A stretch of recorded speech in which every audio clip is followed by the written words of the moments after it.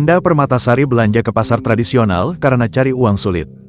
Indah Permatasari ungkap alasan lebih memilih belanja di pasar tradisional. Istri Ari Kriting itu mengatakan belanja ke pasar tradisional karena harga barang kebutuhannya yang jauh lebih murah dibandingkan swalayan.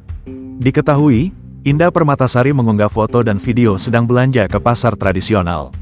Warganet heran melihat Indah Permatasari jalan-jalan ke pasar tradisional. Bagi Indah Permatasari, pasar tradisional bukan hal aneh. Sejak kecil, istri Ari Kriting itu sering ikut orang tuanya belanja di pasar tradisional.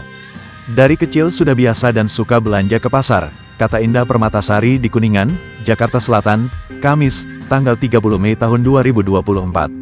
Indah Permatasari menyebutkan, artis hanyalah pekerjaan saja.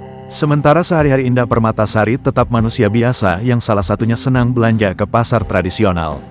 Indah Permatasari senang belanja ke pasar karena harga barang kebutuhannya yang jauh lebih murah dibandingkan swalayan. Cari uang susah, jadi harus diatur uangnya sesuai kebutuhan, ucapnya.